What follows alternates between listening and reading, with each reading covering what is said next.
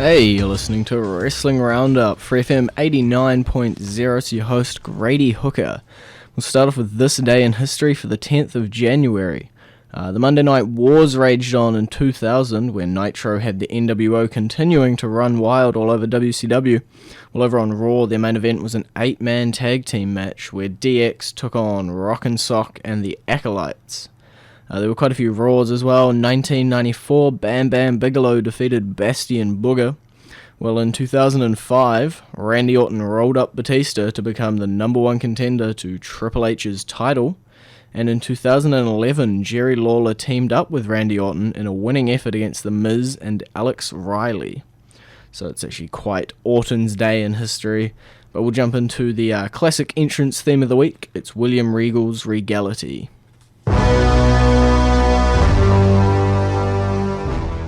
And you're back, Wrestling Roundup, FreeFM 89.0, Grady Hooker, and live via Skype right now, I've got Josh.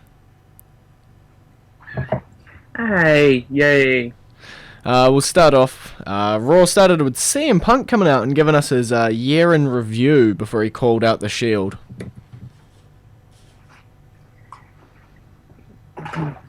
I'm about over this feud.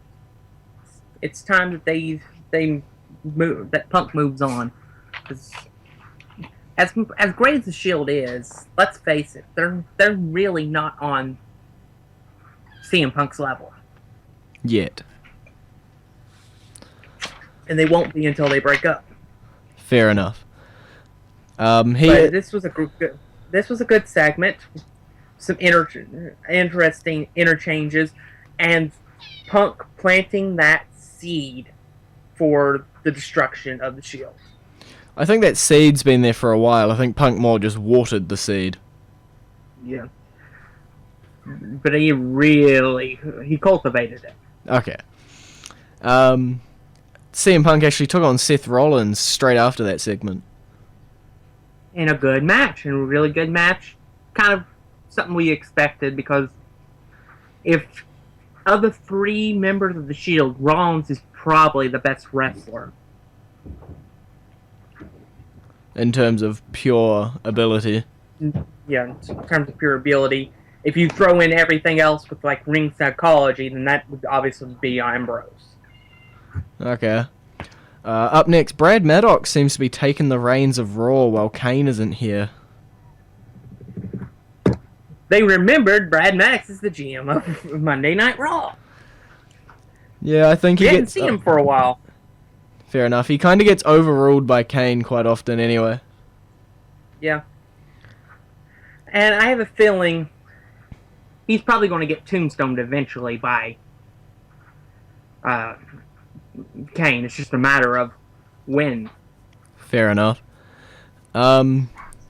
Stephanie McMahon comes out, makes a big announcement of the Royal Rumble main event. Cena versus Orton for the WWE World Heavyweight Championship. Again. You know, for the whole build-up to the TLC match was, you'll never see these championships again in the ring on Monday Night Raw ever again. Ever since Orton won the dang things, he's held both titles. Yeah. It's definitely a bit of a letdown if they are truly unifying them, but keeping them separate does leave that hint of something might happen. Yeah. And also this. Next week is Old School Raw, right? Yep. One of the most classy things that they could ever do is bring out Ric Flair and hand him the big gold belt. Fair enough. They probably won't, but that would be the best thing that they could do if they're going to go ahead with one champion for WWE. Yep. Sounds good. And just keep the $50,000 championship that they created last year as the main championship. Okay. Up next, Curtis Axel took on Dolph Ziggler. Well, Ziggler's year has been like a roller coaster this year. Yeah. It went down, then up when he won the World Heavyweight Championship, then back down when he got concussed by Jack Swagger, and has steadily just dropped from there. Yeah, I think Ziggler is in the we've had enough of him basket for the WWE. And he seems to be more prone to injury now. Yeah, didn't you send me a link or something about that he's got another concussion? Yeah, apparently on a Superstars taping, he got concussed by Ryback. Yay. Hopefully it's nothing too bad. You wouldn't want to see a career like Ziggler's ended early due to being injury prone. Yeah, it's almost like he's starting to get this stigma around him that he's unreliable. Yeah. Not because of anything that he does in the ring, but because he just can't stay healthy. Fair enough. Up next, the Intercontinental Championship was on the line. Biggie Langston took on Fandango. WWE made a big mistake with the way they tape the shows. Yeah. They taped SmackDown before they did the live Raw. So everybody knew that Big E was going to retain the Intercontinental Championship. And we also knew a certain someone was coming back. Yes. They also ruined that as well. But did Fandango ever really have a shot? No, not this early in Big E's reign. I mean, Big E's only had the title about a month now. Okay. Up next, Booker T and Co. try and do a New Year's Spinneroonie. Oh, gee. You know the spinner. This stuff. The Spinneroonies at the end of the Slammy Award show, which was for the go home crowd, not for fans. Yeah. Was fun. That was entertaining. This was not. He got interrupted by Bad News Barrett. Apparently, they've decided it's not just bad enough to put Bad News Barrett in front of a podium. We're going to put him on a podium that ascends from the rafters. Scissor lift. Yeah. We're going to do that. I got it. And we're going to sit him about 20 feet above the air and have him rain down his bad news. I gotta say though, we gotta put on the sirens, cancel the alerts. We have seen Alex Riley on WWE TV. Woo! It has happened. We've been calling it for weeks. We said he'd win championships, come out of nowhere, but no, he just came out in a segment with Booker T. Well, he pretty much has made a complete transition into being a commentator. Fair enough. Up next, Damien Sandow decides he'll quit if he loses against his WWE app opponent. I hope they don't make a gimmick out of this bad referee thing. Dude, it's Sandow. There's going to be a series of 4 gimmick matches that are all going to be horrible, and then they're going to cultivate in him losing. Yeah, I just got a bad feeling about this. I think every week we're going to get, like next week maybe we'll get Khali beats him, but his foot was on the rope. Yep. Well, we didn't actually say Khali won, but who did he beat out? He beat out The Miz and Kofi. I don't know. This is going to be bad. I just got a bad feeling about this ref thing. Okay. Up next, Brodus Clay took on R-Truth. You know, for somebody who's supposed to be a main event player now that he's on his own, he's doing a lot of losing players. Yeah. It was weird as to why Truth was in there and not really Woods or Tensai, you know, the guys he's actually got beef with, but hey, what can you do? Yeah. Well, I guess you could say it because it was R-Truth that set up the whole thing with the Funkadactyls. True. Where is Tensai? He may be going through the gimmick repackaging machine. That could take a few weeks. So we hinted at it. We hinted at it a bit early. Triple H comes out. He's got his own announcement, and it's the return of the one, the only, the great Paul Heyman. Oh, and that other dude, the big guy behind him who can't talk or scream. Yeah. Brock Lesnar came in, proved he can't talk, and then destroyed somebody. And in then typical Brock Lesnar fashion. and then squealed like a 12-year-old girl. Yeah. I'm so glad I'm like on the opposite side of the world right now saying that and not next to him. Yeah. I know last year when he came back and did that, they made somebody made a video splicing in his scream into a Taylor Swift video. Yep, that would be perfect. But yeah, he beats up Mark Henry. I don't know if this is going to set up a match later on down the line. Probably not with Mark Henry. But you never know. This is the WWE. Fair enough. Up next, we got a 10 Diva Tag Team match. Yeah, the True Divas versus the Total Divas. And shocker of all shockers! The True Divas beat the Total Divas. No, that's not the shocker. But even more shocking, it was Oksana that picked up the win. Let's go, Oksana. I don't know if this is going to be a start of some momentum behind Oksana, maybe, but as long as it pulls the Divas division away from the crappy Total Real Diva 2010-8 Diva Tag Team matches, I'll be happy. Yeah. I don't know where they're going with this, but there's a little bit of octane. I mean, Oksana is not bad to look at by any stretch of the imagination. And she's not the worst diva in the ring. No, that would...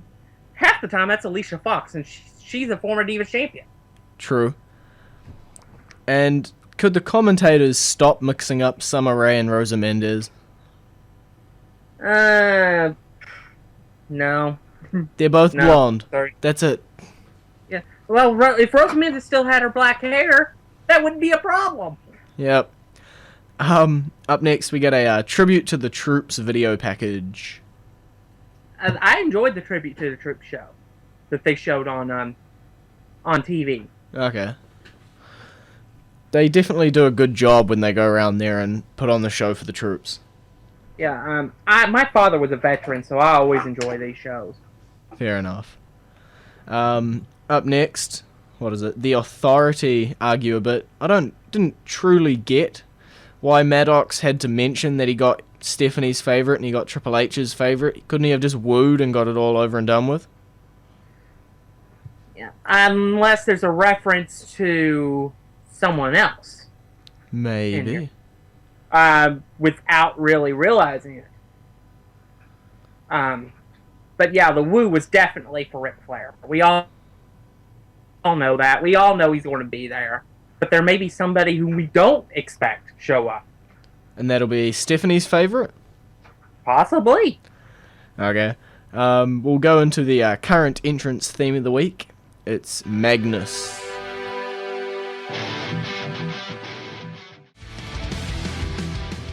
And you're back Wrestling Roundup, FreeFM 89.0, Grady, Hooker and Josh. We'll jump back into Raw where we left off. Daniel Bryan is heading into his gauntlet match and he's taking on Luke Harper first.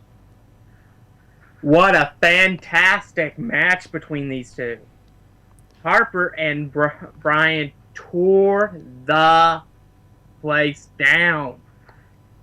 I mean, they went at it. I think the match was 15 minutes long. Compared to Rowan, it's definitely a lot longer. Yeah, it was a very fantastic match. I think if you can give Harper the right character, I think he'll be successful after the Wyatt run. Okay. He beat Harper and moved on to Eric Rowan, but Eric Rowan wasn't too fast. No, it was 6.5 minutes long. Oh, yeah. Still, it was a good match. Rowan's not that bad. No.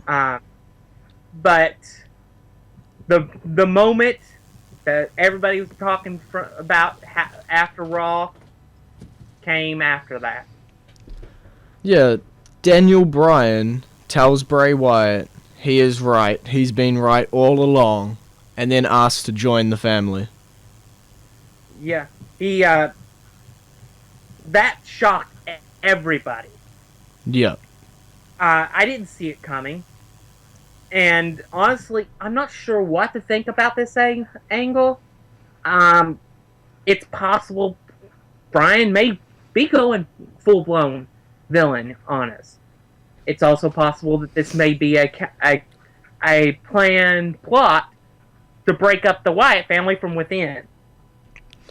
I really don't know. All I know is that our last vision of WWE for 2013 Is their was... most popular superstar walking off, joining a faction. Yeah.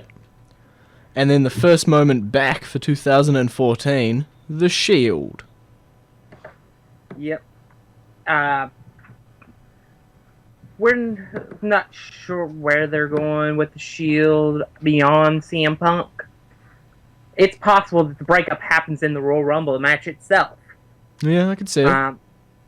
But it was definitely more six-man tags matches. Yeah. So that was the whole purpose of the opening match, was just to set up the six-man tag.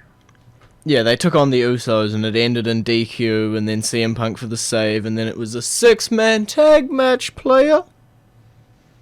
Yeah. And the SmackDown really got started with the R-Truth Fandango match. Are you forgetting the New Year's resolution of primetime players? Oh, those are just video packages. They really weren't that good. No. The match between Fandango and R-Truth was alright. It wasn't anything special. It had the exact same finish as the Brodus Clay R-Truth, with Xavier getting up, pulling out the Funkadactyls, distracting Fandango. Yeah, I still don't understand this. I don't think we're ever going to understand it. No. Just like we didn't understand Little Jimmy. True.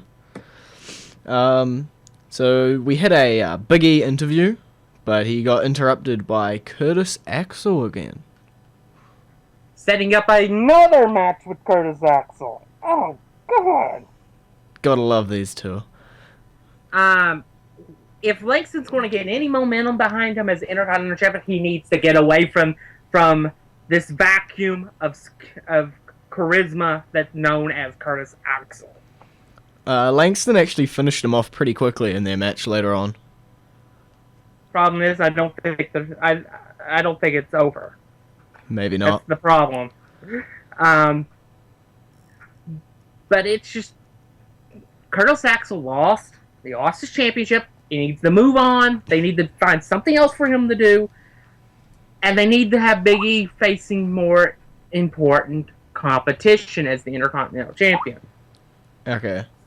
Well, tag team championship match. The Rhodes brothers took on the Wyatt family. And Bray Wyatt was not there. Which would have been weird for the SmackDown taping people. Yeah. But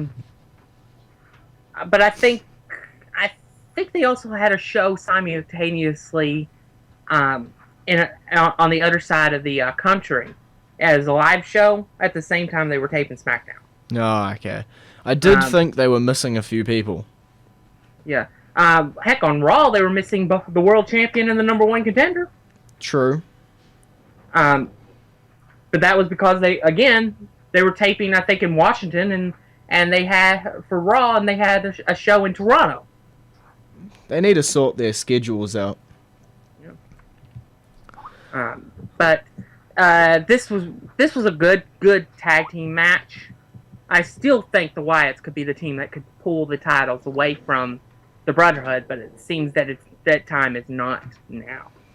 No, Goldust put up a good fight, but I think we ultimately are heading to a Goldust Cody match at WrestleMania. Yeah, I think we are going to get that.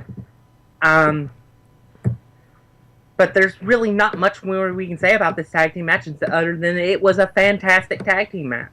All of the Rhodes Brothers matches have been fantastic. Yeah. That's it. That's all we can say. Fair enough. Oksana took on Nikki Bella one-on-one. And this time, Nikki won. But we saw more Oksana, so that could be credence to her getting a push. Yeah. We'll see.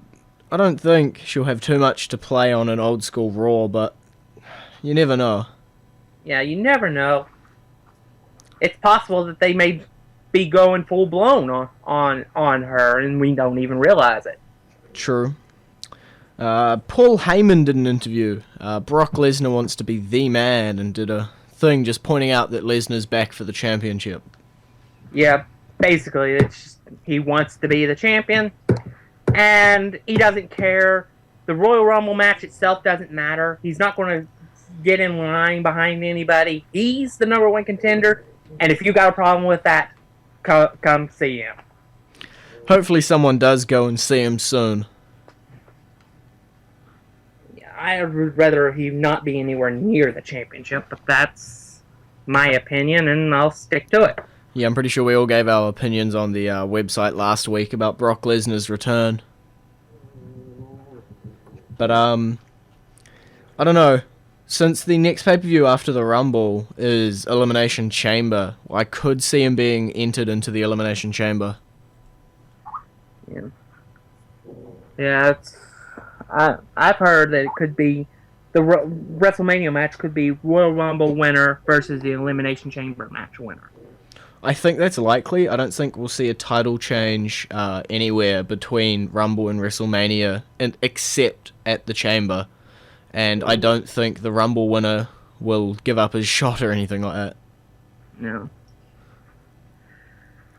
But, Bad News Barrett came back out. Everyone's favourite man. He wants some decorum. Yeah, this is not going to get over. It's not going to work. I'm sorry. Wade Barrett is Bad News Barrett. Not going to succeed. I much preferred the Barrett Barrage. That's just me. Either way, the main event, CM Punk and the Usos took on the Shield, and Punk picked up the win. Yep, and it was another fantastic six-man match as to be expected. But really, there's not much to talk about the match. What to talk about is the video package that played at the end of SmackDown. The end of SmackDown. The Bray Wyatt video package where he said that Bryan was lost and that fate works in strange ways, but now Wyatt says he has a home and he only hears his truth. It's creepy, but all the Wyatt stuff is creepy. Yeah. Okay, well, it's been great talking to you, Josh. Been great being on again. And in birthdays this week, we've got the stuff. Buff Bagwell turns 44. The Pride of Tennessee, Jacqueline, turns 50. Member of Too Cool, Grandmaster Sexay, turns 42. The Masterpiece, Chris Masters, turns 31. And the daughter of Superfly, Tamina Snuka, turns 36. In New Zealand wrestling, IPW New Year's Takeover coming up this Saturday, January 11th, Mount Albert War Memorial Hall. The main event is still the IPW Championship match, Vinnie Dunn defending his title against both Travis Banks and James Shaw. Got a couple more matches announced now. We know that the IPW Women's Championship will be on the line. Evie will defend her title against a debutant that we haven't seen yet. And this is actually going to be Evie's last match in New Zealand for about 3 months. She's heading over to Japan. She got the same sort of contract that Travis Banks had a little while ago. We got the tag team action rages on, but in singles matches, we got TK Cooper taking on Aaron Henry, and Lil T taking on Jacob Cross. Also announced is a special return from injury. Liam the Ninja Fury will be returning to IPW, hopefully with an impact. And we've still got a few of the investment not booked for action, so we'll see what happens there since the investment is taking over in the New Year's. So that's it for Wrestling Roundup this week. You can visit our Facebook page, facebook.com/Wrestling Roundup Radio, or our Twitter page, twitter.com/Wrestling R Radio. We've got a couple of articles now up on our website, wrestlingroundup.host22.com, so you can check those out, and I'll see you next week.